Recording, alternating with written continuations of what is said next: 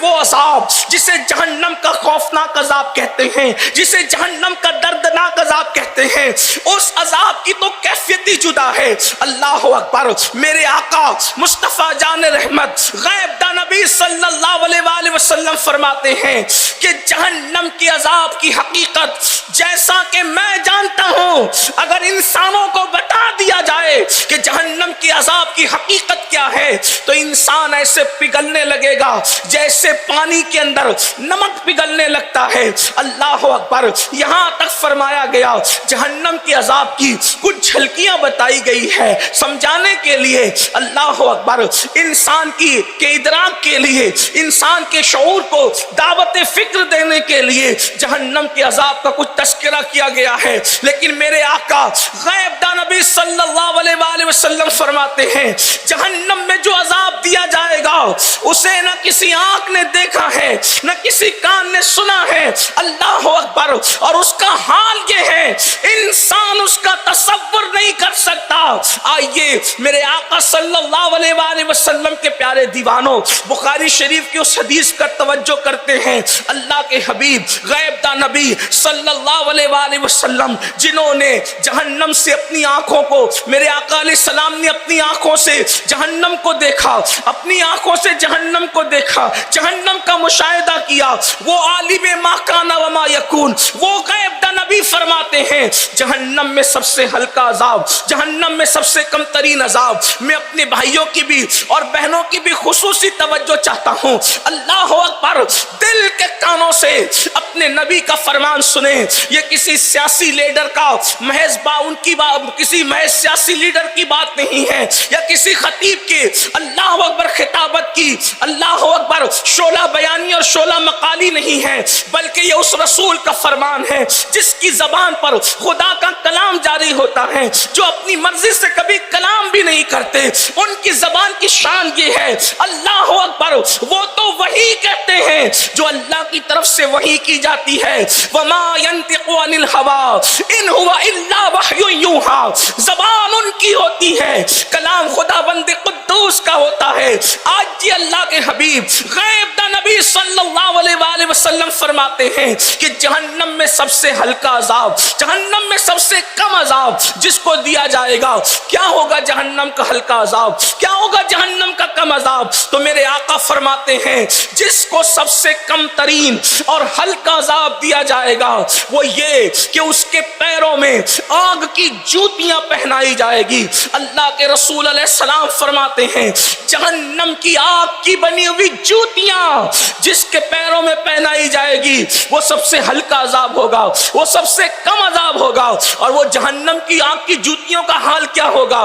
ہماری دنیا کی آگ سے 70 درجہ زیادہ تیز وہ آگ ہوگی۔ اللہ اللہ، دنیا کی آگ سے 70 درجہ زیادہ تیز وہ آگ ہوگی اور اس آگ کی بنی ہوئی جوتیاں ہوگی اور وہ جوتیاں پیروں میں پہنائی جائے گی، یہ سب سے کم عذاب ہوگا۔ اور اللہ کے سچے نبی صادق و مصدوق فرماتے ہیں جب آگ کی جوتیاں پیروں میں ڈالی جائے گی تو سر میں بھیجا ایسے کھولنے لگے گا جیسے چولہے پہ رکھی ہوئی ہانڈی کے اندر پانی کھولنے لگتا ہے، اور وہ بھیجا کھول کھول کے انسان کے پیروں پر گرے گا۔ یہ سب سے ہلکا عذاب ہے۔ اللہ کے رسول علیہ السلام فرماتے ہیں جہنم کی آگ کی تپش کا عالم یہ ہے، جہنم کی آگ کی حرارت کا عالم یہ ہے، اس میں اگر پہاڑ ڈال دیے جائیں تو پہاڑ پگھل جائے۔ آپ سے پوچھنا چاہتا ہوں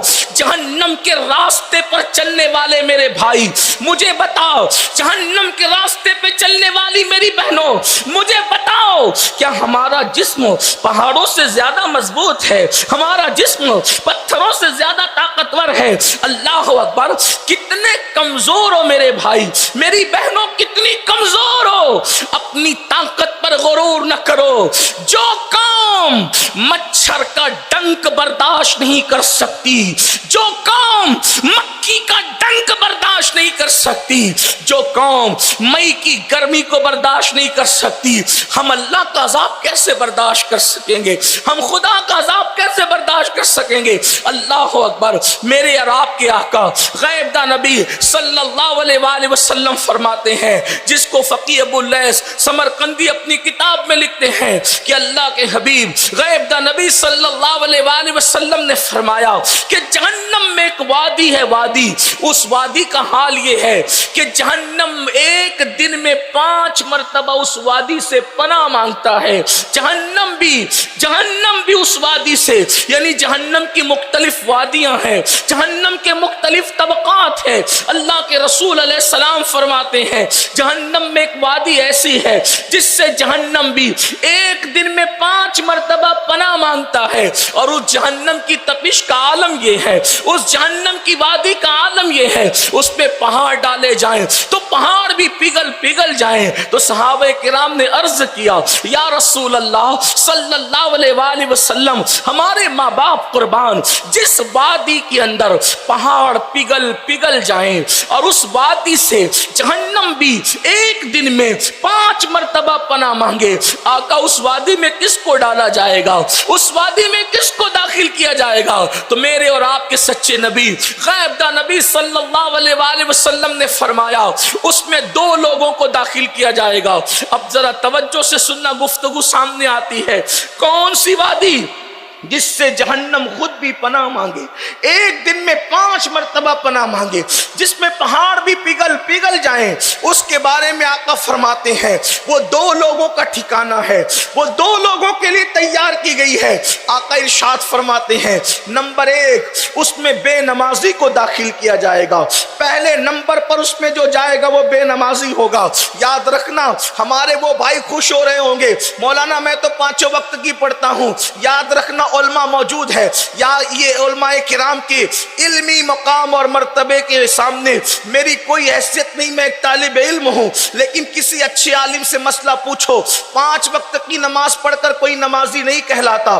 کان کھول کے سننا، اس کی وجہ کیا ہے؟ 5 وقت کا نمازی ہے لیکن بیٹے کی شادی کے موقع پہ جان بوجھ کر نماز ترک کر دی، فقہا فرماتے اس کا شمار بھی بے نمازیوں میں ہوگا. 5 وقت کا نمازی ہے، کسی وقت تجارت کی مصروفیت میں ایک وقت کی نماز جان بوجھ کے چھوڑ دی، اس کا شمار بھی بے نمازی میں ہوگا. 5 وقت کا نمازی ہے، کسی مسجد کی مصروفیت کے اندر بلا عذر شرعی جو ہے ایک وقت کی نماز جان بوجھ کر کے ترک کر دی، اس کا شمار بے نمازی میں ہوگا. ایک بندہ 5 وقت کا نمازی ہے، سر میں درد ہے، بلا عذر شرعی جو ہے اس نے نماز کو ترک کر دیا، اس کا شمار بے نمازی میں ہوگا.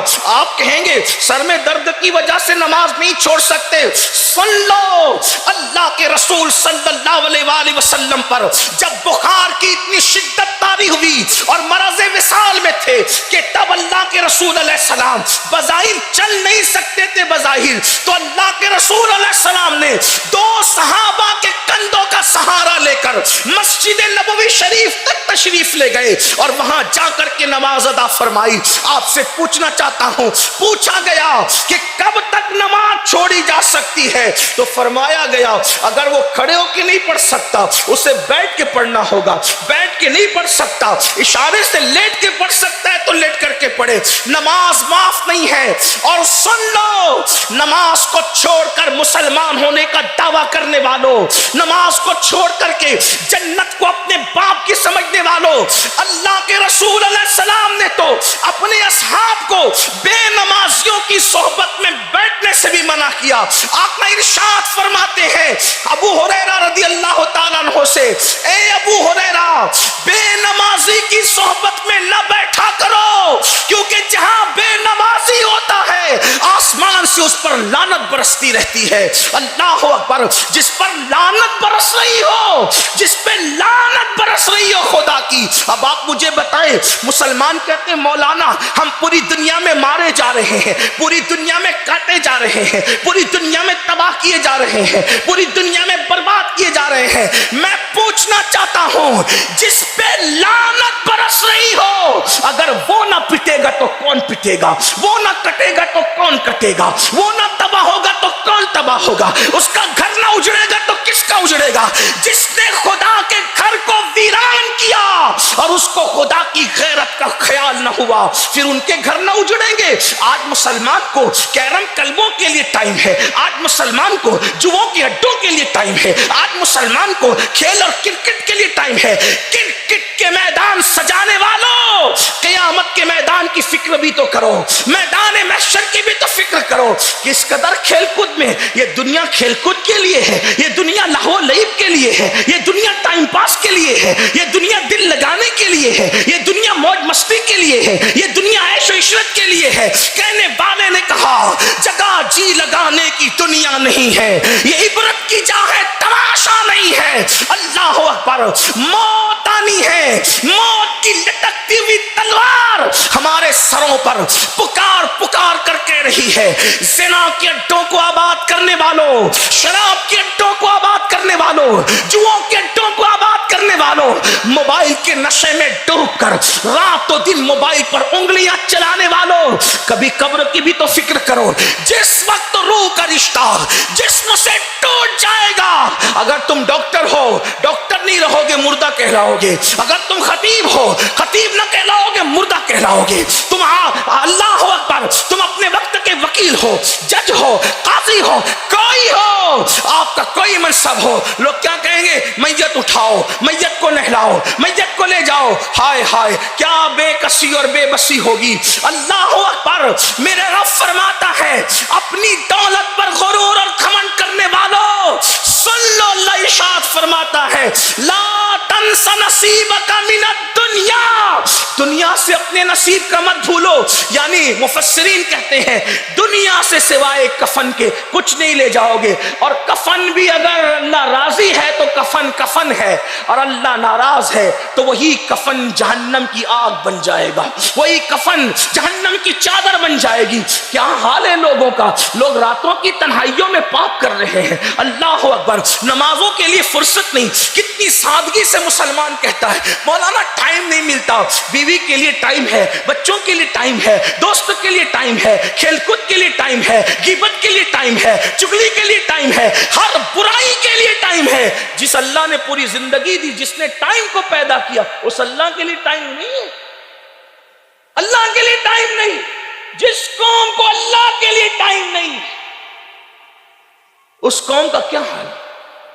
اس لیے سن لو، آج جو چاہے کر لو، آج جو چاہے کر لو، اللہ کی عدالت قریب ہے، اللہ کے فیصلے قریب ہے۔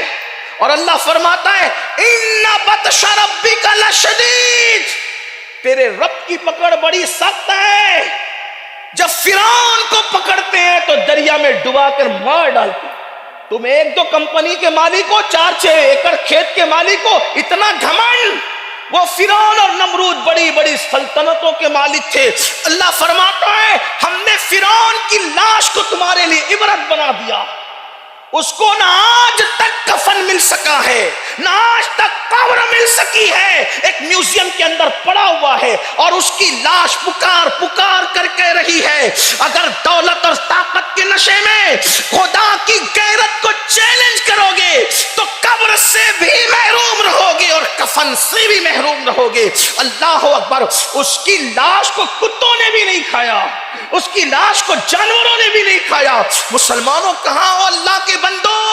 اللہ سے ڈرو، اللہ کے عذاب سے ڈرو، رب کی بارگاہ میں رجوع کرو۔ قرآن کہتا ہے کہاں جا رہے ہو؟ ففروا الی اللہ، دوڑو اللہ کی طرف، کسی اور کی طرف نہ دوڑو، اللہ کی طرف دوڑو۔ اور سن لو، کسی کی بھی طرف جاؤ گے تو دھوکہ کھاؤ گے۔ تنہا میرے رب کی بارگاہ ہے، اکیلے میرے رب کی بارگاہ ہے کہ اس کا وعدہ ہے مجرموں، گنہگاروں، پاپیوں، اللہ کے دربار کی شان یہ ہے کہ خود فرماتا ہے حدیث قدسی میں، میرا بندہ اگر چل کر آتا ہے تو میری رحمتیں اس کی طرف دوڑ کر کے جاتی ہے. آؤ اللہ کی رحمت سے مایوس نہ ہونا, اللہ کی طرف آؤ. تو عرض یہ کر رہا تھا, صحابہ کرام کے پوچھنے پر میرے آقا علیہ السلام نے فرمایا وہ جہنم کی وادی, وہ جہنم کا حصہ, کون سا جہنم کا حصہ؟ اللہ اکبر, جس سے جہنم بھی 5 بار ایک دن میں پناہ مانگتا ہے, اور جس میں پہاڑ بھی پگھل جائیں گے. 2 لوگ اس میں رہیں گے. نمبر 1 بے نمازی, اللہ ہماری حفاظت. آقا فرماتے ہیں بے نمازی کو زکات بھی مت دو, بے نمازی کو زکات بھی مت دو. اللہ کے رسول علیہ السلام نے ایک بار اپنے اصحاب سے فرمایا, یہ بھی سنیں, آج ہر بندہ چاہتا ہے کہ میرا مقدر سنور جائے, میرا مقدر سنور جائے. ہر بندہ چاہتا ہے میرا مقدر سنور جائے, میں بدبخت نہ رہوں, میں محروم نہ رہوں. لیکن میرے آقا نے اپنے اصحاب سے فرمایا, صحابہ کرام سے فرمایا, اے میرے صحابہ دعا کرو. آقا صحابہ سے کہنے دعا کرنے کے لیے, دعا سکھا رہے حضور. اے میرے صحابہ دعا کرو کہ اللہ کسی کو بدبخت نہ کرے, اللہ کسی کو محروم نہ کرے, نہ کوئی بدبخت رہے نہ کوئی محروم رہے. صحابہ کرام نے اللہ اکبر عرض کی, آقا بدبخت کون ہے, محروم کون ہے؟ تو فرمایا اے میرے صحابہ جو نماز چھوڑ دیتا ہے وہ بدبخت بھی ہے, وہ محروم بھی ہے. مقدر کے عروج کی دعائیں کرنے والے اگر ان کو سجدوں کے لیے ٹائم نہیں ہے تو وہ بدبختی کے لیے تیار رہیں. اور یہ میرے آقا نے فرمایا وہ بدبخت ہے, بدبختی اس کا مقدر ہے جس کی پیشانی میں سجدے کی تڑپ نہیں, وہ محروم ہے جس کی پیشانی میں سجدوں کی تڑپ نہیں. اپنے بچوں کا مقدر سنوارنا ہے تو نماز کی طرف آؤ, مسجدوں کو ویران نہیں, مسجدوں کو آباد کرو. اور دوسری طرف رخ کرتے ہیں تو آقا نے اس وادی کے لیے 2 لوگوں کا نام لیا, ایک بے نمازی اور نمبر 2 فرمایا حرام لقمہ کھانے والا. وہ بھی اسی حصے میں جائے جہاں بے نمازی ہوگا وہی لقمہ حرام کھانے والا بھی ہو. آج نماز تو پڑھتا ہی نہیں مسلمان, اور جو پڑھتے ہیں اور جو نہیں پڑھتے ان کا بھی حال معاذ اللہ الا ماشاء اللہ کم و بیش یکساں ہے. حرام سے کون بچتا ہے؟ لوگوں کا ایک ذہن بن گیا, جن کے شراب کے دھندے بس وہی حرام کھا رہے ہیں, وہ تو کھا ہی رہے ہیں, اس میں کوئی شک ہی نہیں. جن کے جوؤں کے دھندے وہ حرام کھا رہے ہیں, وہ تو کھا ہی رہے, کوئی شک نہیں. میرے بھائی کرانہ دکان پر اگر تو پھلی کا تیل بول کر اس میں ملاوٹ کر کے بیچتا ہے تو پوچھ اپنے علماء سے, یہ بھی تو حلال نہیں. جھوٹی قسم کھا کے دھوکہ دے کر تو تجارت کرتا ہے, یہ بھی تو حلال نہیں. اور آج لوگ کہتے ہیں گھر گھر کی کہانی ہے. کیا گھر گھر کی کہانی؟ میری اولاد میری بے وفا ہے. میں کہتا ہوں کیوں بے وفا ہے؟ وہ کہا میں تربیت نہ کر سکا. میں نے کہا آج سے 100 سال پہلے والے تو اتنی یونیورسٹی میں نہیں پڑھتے تھے, تیرا بچہ تو یونیورسٹی کا پڑھا ہے, پھر کیسے وہ تیرا باغی ہے, وہ بے وفا ہے؟ کل تو ایک باپ تربیت کرتا تھا, آج تو 50 ٹیچر مل کے تربیت کرتے ہیں, نظر رکھتے ہیں, یہ سکھا رہے ہیں وہ سکھا رہے ہیں, کیا کیا سکھا رہے ہیں. پھر بے وفائی کیوں؟ اچھی طرح سننا اور دل کے کانوں سے سننا, اور ماں اور بہنوں کی بھی خصوصی توجہ. اگر باولاد بڑھاپے میں لات مار کے گھر سے نکال رہی ہے, اگر اولاد غداری اور بے وفائی کر رہی ہے, کہاں سے پڑھا؟ کہاں فلاں یونیورسٹی, کہاں سے پڑھا؟ کہاں فلاں کالج سے, کہاں سے پڑھا؟ فلاں مدرسے سے, کہیں سے بھی پڑھوا لو. اگر آپ نے حلال نہیں کھلایا تو آپ کی اولاد کبھی آپ کی وفادار ہو نہیں سکتی. جس کے خون میں حرام چلا گیا ہو پھر اس کو کوئی علم آپ کا وفادار نہیں بنا سکے گا. اپنی اولاد کو اگر وفادار دیکھنا ہے ان کے لیے حلال کا انتظام کرو, ان کو حلال کھلاؤ. کیا ہو گیا؟ مسلمان اتنا گر چکا کہ اللہ اکبر 250 روپے کی چپل بیچنے کے لیے وہ اللہ کی جھوٹی قسم کھاتا ہے. 50 रुपए की पालक की सब्जी बेचने के लिए वो अल्लाह की झूठी कसम खाता है। अल्लाह फरमाता है मेरे नाम को कसमों का निशाना न बनाओ। इब्न हजर लिखते अल्लाह पाक का इरशाद है हदीस कुदसी में कि जो मेरी झूठी कसम खाएगा मैं उसकी 7 नस्लों को बर्बाद कर दूंगा। मियां बीवी के झगड़े में अल्लाह की कसम, पार्टनरशिप के झगड़े में अल्लाह की कसम, वो भी झूठी कस्में। आज झूठी कस्मों को तो लोग गुनाह समझते ही नहीं, बल्कि सच्ची कसम खाने से भी बुजुर्गों ने मना किया। फरमाया सच्ची कस्में भी ना उठाया करो, क्योंकि बात बात पर कसम खाने की वजह से अल्लाह रोजी से बरकत खत्म कर देते। कसम बस जिस पे खाना है ज्यादा खा सकते हो तो अपने मजहब की हक्कानियत पे खाओ मुसलमानों, क्योंकि अपने मजहब से सच्ची बात क्या हो सकती। सबसे सच्ची हकीकत मजहब इस्लाम है। इन्ना दीन इंदल्लाहिल इस्लाम। इस पे फिर कसम उठा लो, ये बहुत सच्चा मजहब है, लेकिन अपने आपस के झगड़े में, छोटी छोटी बातों में, और फिर बात तो देखो अपने बच्चों के मुस्तकबिल से प्यार है कि नहीं। कितनी नादानी करेगा इंसान तू, किस कदर नादानी का शिकार रहेगा मुसलमान तू। तेरी गफलतें आखिर किस मियार पर जाकर के रुकेगी, किस गिराफ पर जाकर के रुकेगी। कितना गिराफ गिराएगा, कितना मियार गिराएगा। अल्लाह अकबर। अल्लाह फरमाए कि मैं तेरी 7 पुश्तों को तबाह करूंगा अगर तू झूठी कसम खाएगा। मुसलमानों कुछ ख्याल है कि नहीं अपने बच्चों के मुस्तकबिल का, अपनी औलाद के मुस्तकबिल का, अपने पोता पोती के मुस्तकबिल का। अल्लाह अकबर। तो मेरे आका और हम सब के आका और मौला मुस्तफ़ा जान रहमत सल्लल्लाहु अलैहि वसल्लम फरमाते हैं बेनमाजी उसमें होगा जिसमें पहाड़ भी पिघल जाएंगे, और जिससे 5 बार जहन्नम भी पनाह मांगता है उस वादी में बेनमाजी होगा और हराम लुक्मा खाने वाला। और याद रखिए हराम की मुख्तलिफ शक्लें हैं, जैसे जुआ भी हराम है। आजकल जुआ को बहुत प्रमोट कर रही है हुकूमतें, खास तौर पर जब भी आप तकरीर सुनने जाएं, नाच सुनने जाएं, मोबाइल ओपन करें यूट्यूब की तरफ, तो बहुत जुए की इश्तिहार की जा रही है। लोगों को जुआ में डुबाने की कोशिश की जा रही है। झूठे चेहरे लाए जाते हैं, इसने इतने करोड़ कमाया, उसने उतने करोड़ कमाया। मैंने कहा अगर करोड़ों कमा भी लिया तो तबाह हुआ। हमारे यहां जुआ में जीत गया तो जहन्नम मिले और हार गया तो जहन्नम मिले। आप गौर करें, जिस जुए में जीतने पे भी जहन्नम, और जीतने पे जहन्नम कैसे, जीतने पे तबाही और जहन्नम इस तरह। अगर वो जुआ का जीत लिया तो जो कपड़ा पहना तो कपड़ा नहीं पहना, जहन्नम का लिबास पहना।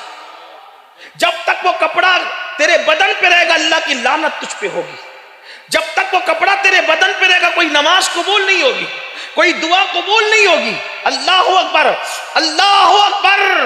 यहां तक हमारे बुजुर्गों ने लिखा कि अगर वो जुए के पैसे से तूने बनियते सवाब सदका किया तो तेरे ईमान पे भी खतरा है। ये मैं मोहतात अल्फाज में कह रहा हूं, वरना फुक़हा ने बहुत सख्त बात लिखी है जो मैं नहीं कहना चाहता यहां।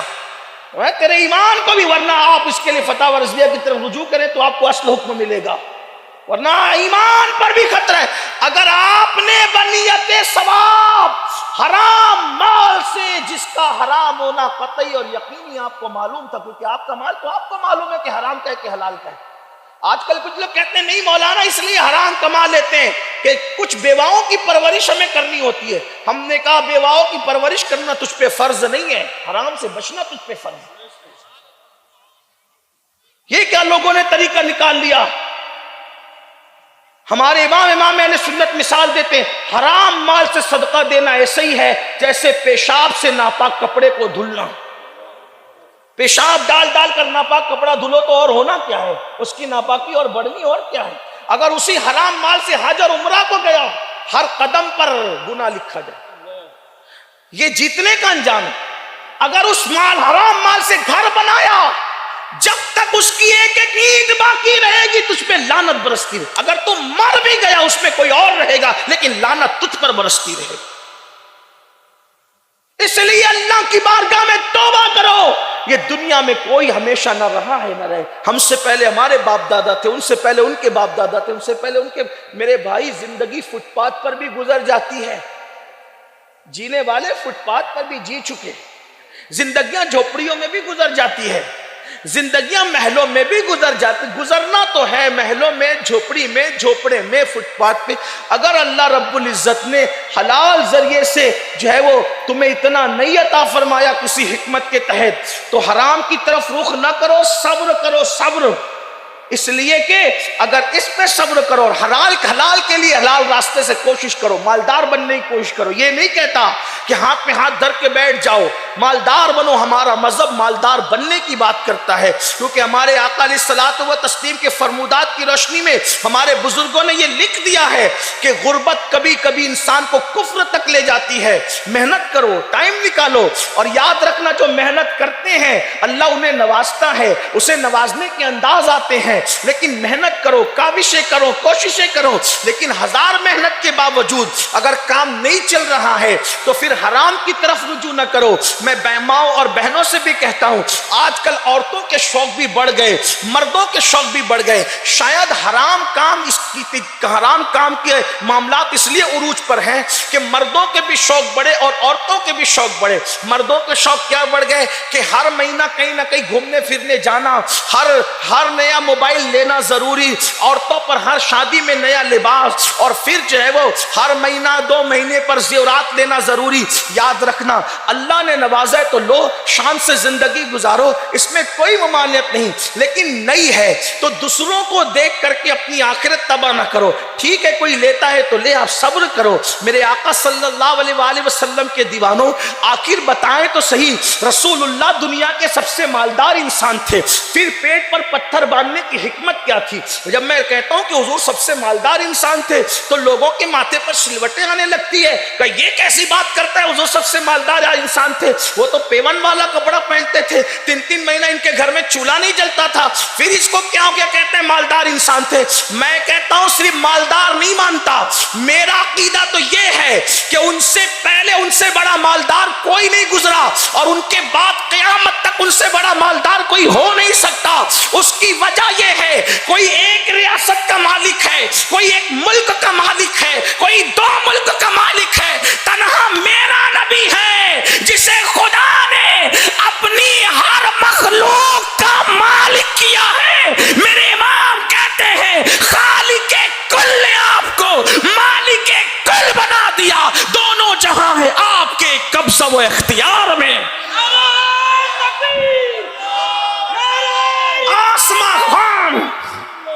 آسماں خان، زمیں خان، زمانہ مہمان، صاحب خانہ لقب کس کا ہے؟ تیرا میں تو مالک ہی کہوں گا کہ وہ مالک کے حبیب یعنی محبوب و محب میں نہیں، میرا تیرا۔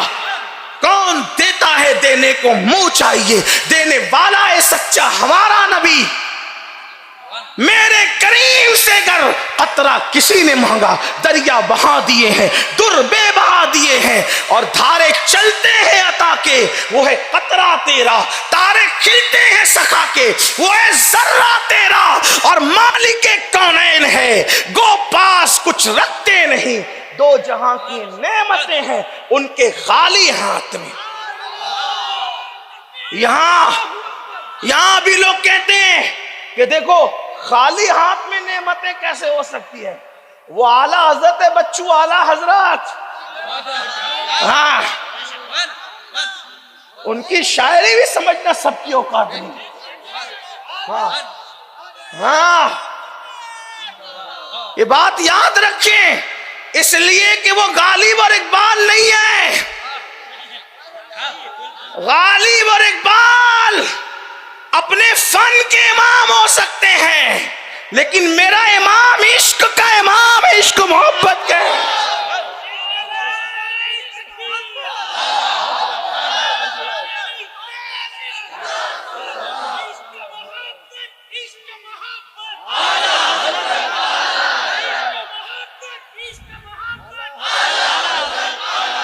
ایک خالی میں تھوڑا بات اس لیے کہ لوگ انٹرنیٹ پہ گھروں کے اندھورے میں بیٹھ کے سنتے ہیں تو کئی لوگوں کو تکلیف نہ ہو، اس لیے مجھے ان کا بھی خیال رہتا ہے۔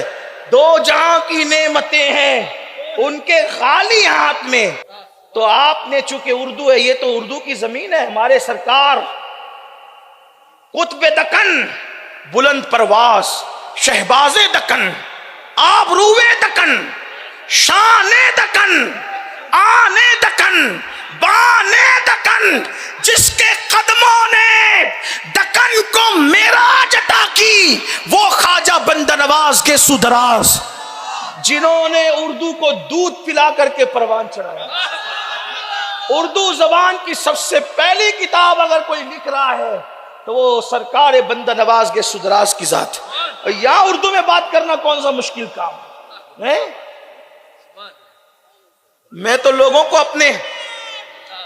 اپنے ذوق کے مطابق کہتا ہوں کہ دکن میں دودھ پلایا گیا، دکن میں دودھ پلایا گیا اور مخدوم سمنانی جیسی شخصیت کی آغوش میں پالا گیا، ہاں، تب کہیں جا کر لکھنؤ اور دلی کے اندر عالم شباب اردو کا نظر آیا۔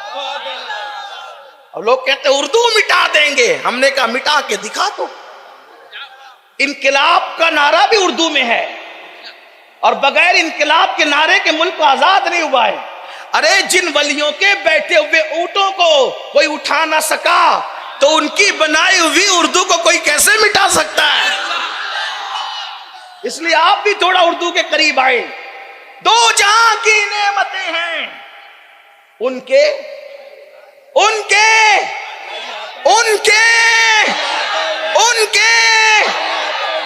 خالی ہاتھ میں، خالی ہاتھ کا دو مطلب ہو سکتا ہے۔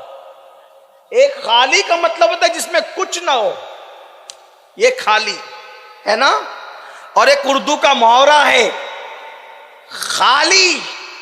کیا مطلب؟ کتنے بندے ہیں وہاں؟ اور خالی 5 بندے بیٹھے ہیں۔ کتنے بندے بیٹھے؟ خالی۔ جلسہ ہو گیا تو کہا میدان خالی ہو گیا، مطلب اس میں کچھ نہیں ہے، اور بندے 5 خالی 5 بیٹھے، مطلب کیا؟ صرف 5، چھٹا کوئی نہیں۔ بات سمجھ میں آتی؟ ایک معنی خالی کا اس میں کچھ نہیں، اور ایک معنی خالی کا 5 نہیں میرے بھائی، صرف، اونلی، صرف۔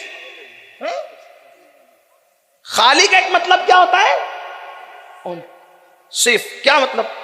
آج تقریر علن شریف میں مقرر خصوصی کی حیثیت سے صرف امیر سنی دعوت اسلامی کریں گے۔ مطلب اس کو اگر کہا جائے تو کیسے کہیں گے؟ خالی امیر سنی دعوت اسلامی کی تقریر ہوگی آج، خصوصی تقریر۔ خالی کیا مطلب؟ صرف۔ اتنا سمجھانے میں کچھ کامیاب ہو گیا؟ ہاں، اب سنیں، مالک کونین ہے، گو پاس کچھ رکھتے نہیں، دو جہاں کی نعمتیں ہیں ان کے خالی ہاتھ میں، یعنی دو جہاں کی نعمتیں کسی اور کے پاس نہیں ہے، جس کے پاس ہے وہ صرف اور صرف محمد رسول اللہ کی ذات۔ دو جہاں کی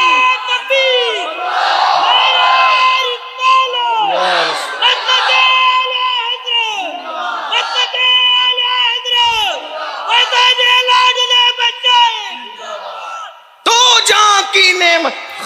اب ایک خالی کا معنی سمجھ میں آیا؟ خالی مطلب صرف، یہ بھی معنی ہے اس کا، دو جہاں کی نعمتیں ہیں ان کے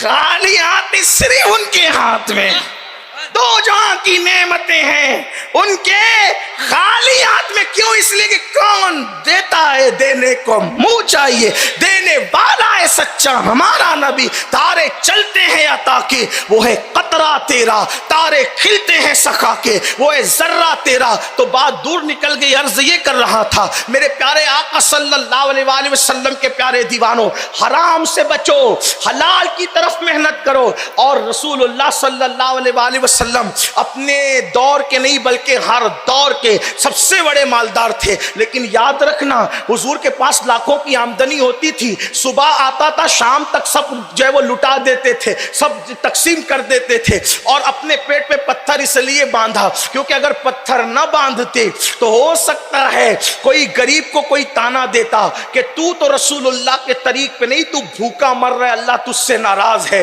کیونکہ تیرے پیٹ پہ پتھر ہے، تو فاقہ کر رہا ہے، تیرے بدن پہ پیون والا کپڑا ہے۔ وہ تو رسول اللہ امیروں کے بھی نبی تھے، غریبوں کے بھی تھے، پیٹ پہ پتھر باندھ کے پیون کا لباس اس لیے پہنا تاکہ ہماری غربت پر سنت کا پردہ ڈال دے اور ہمیں کوئی پیون کے لباس یا پھٹے لباس میں دیکھے تو غربت کا تانا نہ دے، بلکہ کہے دیکھو دیکھو 14 صدیوں کے بعد بھی نبی کا کتنا وفادار ہے کہ دنیا کہاں جا رہی ہے، یہ پیون کے لباس کی سنت پر عمل کر رہا ہے۔ بولو یہ لوگ کہیں دیکھو دنیا کہاں جا رہی ہے، فاقے کی سنت پہ عمل کر رہا ہے۔ لیکن چونکہ وہ امیروں کے بھی نبی تھے، ایسا نہیں کہ صرف غریبوں کو اپنایا، امیروں کو بھی اپنایا۔ ایسا نہ ہو کہ کوئی جلسے میں قیمتی لباس پہن کے آئے تو کوئی کنکھیوں سے اشارہ کر کے کہے دیکھو کتنا بڑا فرعون آ گیا، نمرود کا متوالا آ گیا، قیمتی کپڑے پہن کے آیا۔ حضور نے قیمتی نہیں پہنے تو حضور علیہ السلام نے ملک کے شام سے بھی منگا کر پہنے شامی جبے، یمن سے بھی منگا کے پہنے یمنی جبے،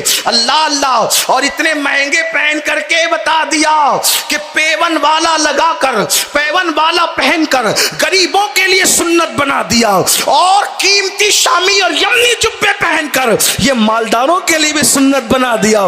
یہ صبر کر کے ثواب حاصل کرے، یہ قیمتی پہن کے شکر کر کے ثواب حاصل کرے، وہ دونوں کے نبی ہیں۔ تو میرے آقا علیہ الصلوۃ والتسلیم کے پیارے دیوانوں، عرض یہ کر رہا تھا حرام لقمے کی طرف نہ جاؤ، اولاد نافرمان ہوگی۔ ماں اور بہنوں سے کہتا ہوں اپنی خواہشات کو کنٹرول کرو، کوئی ضروری نہیں ہے میری بہنوں زیورات میں لدی رہو، یاد رکھنا زیور کی کوئی حیثیت نہیں ہے، اصل حیثیت حیا کی ہے، اصل حیثیت تقوی کی ہے، اصل حیثیت پرہیزگاری کی ہے۔ اللہ اکبر۔ اور مردوں سے کہتا ہوں میرے بھائیوں، دوستوں کے پاس اگر کوئی قیمتی موبائل دیکھو، کوئی ضروری نہیں کہ اس کو دیکھ کے ہم بھی خریدیں، جتنی چادر ہے اتنا ہی پیر پھیلاؤ، بلکہ ترقی کے معاملے میں اپنے نیچے والے کو دیکھو، اپنے اوپر والے کو مت دیکھو۔ خواہشات بڑھتی ہے، حرام کام کا جذبہ بڑھتا ہے، پھر آدمی جھوٹ بول کے بھی کماتا ہے، چوری کر کے بھی کماتا ہے، ڈکیتی کر کے بھی کماتا ہے۔ اور یہ بھی یاد رکھنا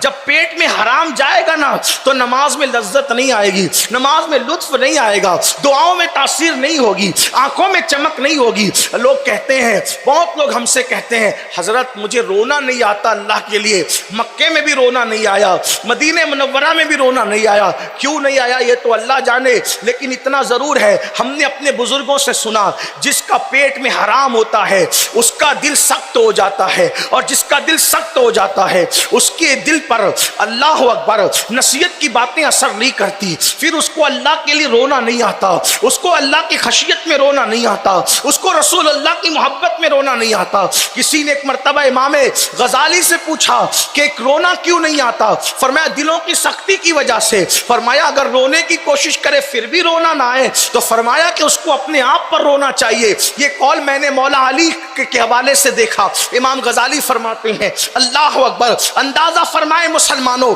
ہمارے دل سخت کیوں ہوئے، ہماری اولاد کے دل سخت کیوں ہو رہے ہیں؟ پیٹ میں حرام ہے، اور ان حرام میں سب سے بدترین حرام سود ہے، سود بیاج، اس لیے کہ اور بھی حرام حرام ہے، لیکن سود کے متعلق، بیاج کے متعلق اللہ فرماتا ہے کہ جو سود کھاتے ہیں میں ان کے ساتھ اعلان جنگ کرتا ہوں۔ اللہ جس سے اعلان جنگ کرے، میرے بھائی اپنی حیثیت محلے کے کارپوریٹر سے جیتنے کی بھی ہماری اوقات نہیں ہے۔ کوئی محلے کا ایک آدھ چھوکرا گنڈا گردی کرے نا تو ہم اس سے بھی ڈرتے ہیں، ہے نا، اس کی تھوڑی بہت طاقت سے بھی ڈرتے ہیں، جو ایک آدھ سال جیم کر کے اپنے بازوؤں کو مضبوط کر لے۔ آپ غور کریں اللہ کی طاقت کیا ہے، اللہ کی طاقت جو لنگڑے مچھر سے نمرود کو ہلاک کرے، جو فرعون کو غرق کرے۔ اللہ سود کھانے اور سود کا دھندا کرنے والوں کے ساتھ اعلان جنگ کر رہا ہے، اعلان جنگ۔ اور آج کل تو کچھ ظالموں نے بچت گٹ کے نام پر ملک ہندوستان کے اندر ایک سودی نظام قائم کیا۔ آپ کے کرناٹک میں کیا ہے مجھے نہیں پتا، لیکن ہمارے مہاراشٹر میں یہ لعنت بڑھ رہی ہے۔ اور یہ بچت گٹ، اس میں صرف وہ عورتوں کو قرضہ دیتے ہیں، عورتوں سے میٹنگ کرتے ہیں، عورتیں ہی حصہ لے سکتی ہے. اچھا ہمارے یہاں بچت گٹ کہتے ہیں، آپ کے یہاں سنگ کہتے ہیں.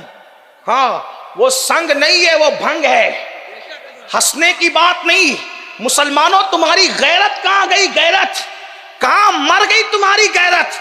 جو مذہب بہن بیٹی کو مسجد میں نماز پڑھنے کے لیے جانے سے منع کرے، تم اس مذہب کی ماننے والی عورتوں کو سنگ کے نام پر ان مشرکوں کے درمیان بھیک مانگنے کے لیے سود کے نام پہ جانے کی اجازت دیتے ہو. جو مذہب اسلام عورت کو اکیلے حج پہ جانے کی اجازت نہ دے، اس مذہب کی ماننے والی عورتیں اپنے محرم کے بغیر مشرکوں کے درمیان سود کے لیے بیٹھ رہی ہے، اور وہ سود کے نام پر باضابطہ زنا کی چین بن رہی ہے. اس کے شواہد اور اس کے ثبوت مل چکے ہیں. لوگ بے چین ہیں. کہاں ہو؟ سب کچھ پیسہ ہی ہے، سب کچھ دولت ہی ہے، سب کچھ مال ہی ہے. قرآن کہتا ہے الہاکم التکاثر حتی زرتم المقابر، ہلاک کر دیا تم کو مال کی محبت نے، یہاں تک کہ تم قبر کے گڑھے میں پہنچ گئے. ارے اگر پیسے نہیں ہیں محنت کرو، اپنی عورتوں کو بھیجو مشرکین کے پاس، منکرین کے پاس، دشمنان دین کے پاس، اور وہ سود پہ پیسے دے رہے اور صرف عورتوں کی میٹنگ کرتے ہیں، اس میں مردوں کی شرکت نہیں ہوتی. مرد اس لیے مجبور ہیں کیونکہ وہ تو جوا کھیل رہا ہے دن بھر، اس لیے بیوی کو بھیج دیا بے غیرت بے شرم نے. بھائی دن بھر موبائل میں لگا ہوا اس لیے بہن کو بھیج دیا. کما نہیں رہا ہے، شراب پی رہا ہے، مستیاں کر رہا ہے، عیش کر رہا ہے، اور گھر کی عورتوں کو اجنبیوں کے پاس. ہمارا مذہب تو اکیلی عورت کو مولانا اور پیر کے ساتھ بھی بیٹھنے کی اجازت نہیں دیتا. یہ مولانا پیر اور تو چھوٹی چیز ہے. میرے نبی نے فرمایا اگر داؤد جیسا مرد ہو اور مریم جیسی عورت ہو اور دونوں اکیلے بیٹھے تو میں ان کو بھی اجازت نہیں دیتا. اس روایت کو ابن الجوزی نے اپنی کتاب میں لکھا. حالانکہ نہ داؤد علیہ السلام نہ مریم کے ساتھ بیٹھیں گے اور نہ ایسا کوئی ہوگا، لیکن یہ سمجھانے کے لیے بات کہی جاتی ہے. داؤد جیسا مرد ہو اور مریم جیسی عورت، جس خاتون کو کی طہارت قرآن بیان کر رہا وہ مریم سلام اللہ علیہا، اور داؤد معصوم ہے. حضرت داؤد علیہ السلام اللہ کے پیغمبر ہے، معصوم ہے. اللہ کے نبی فرمانے اگر بفرض محال وہ دونوں آپس میں بیٹھنا چاہیں، میں بیٹھنے کی اجازت نہیں دیتا. اور ہم نے اپنے گھر کی بیٹیوں کو مشرکین کے پاس، وہ بھی سود کے لیے، حرام کے لیے، بچت گٹ اور سنگ کے نام پر نہیں. اپنی غیرت کو زندہ کرو، محنت کرو، کاوشیں کرو، حرام پر نہیں. اور سود کیا ہے؟ اللہ کے رسول علیہ السلام فرماتے ہیں جس نے سود کا ایک لقمہ کھایا گویا اس نے اپنی ماں کے ساتھ 36 مرتبہ زنا کیا. کہاں ہے غیرت؟ توبہ کرو، توبہ کے دروازے کھلے ہوئے ہیں. ورنہ یاد رکھنا اللہ کے حبیب علیہ السلام فرماتے ہیں میں معراج کی شب میں نے بجلی کی کڑک سنی، اور جب بجلی کی کڑک سنی تو میں نے سر اٹھا کر کے دیکھا تو کیا دیکھا؟ کچھ لوگ ایسے ہیں جن کے پیٹ کمروں کی طرح ہے، کمرے روم کی طرح، کمروں کی طرح، گھروں کی طرح، اور اس میں بچھو ہے، بچھو، اور جہنم کی آگ بھری ہوئی ہے. میں نے پوچھا جبریل یہ کون لوگ ہیں؟ تو جبریل امین نے عرض کیا یا رسول اللہ صلی اللہ علیہ وآلہ وسلم یہ سود خور لوگ، سود کھانے والا یعنی سود لینے والا. جتنا بڑا مجرم لینے والا اتنا ہی بڑا دینے والا. اس پہ گواہ رہنے والے پہ حضور نے لعنت فرمائی، سود لکھنے والے پہ بھی حضور نے لعنت فرمائی، گواہ بننے والے پہ بھی لعنت، لینے والے پہ بھی لعنت، دینے والے پہ بھی لعنت، لکھنے والے پہ بھی لعنت. اللہ اکبر. آپ غور تو فرمائے مسلمانوں، کتنی لعنتیں مول لوگے اور پھر سوچتے ہو سکون ملے؟ جس پر اللہ اور فرشتوں کی لعنت پڑے، جس پر نبیوں کی لعنت پڑے، اس کے دل کو سکون اور قرار کیسے ملے گا؟ روٹی کپڑا مکان تو میرے بھائی روٹی تو کتے کو بھی مل جاتی ہے، اللہ رزاق مطلق ہے، حرام ہی بچا اب۔ اللہ اللہ، آئیے آج کے سنی اجتماع سے جو سیدی لاڈلے مشائخ رحمت اللہ علیہ کے قدموں میں، ان کے جوار کرم میں، ان کے دیار میں منعقد کیا گیا ہے، یہاں سے اٹھنے سے پہلے عہد کرو، بھوکے رہیں گے لیکن حرام لقمہ کبھی منہ میں ڈالیں گے نہیں۔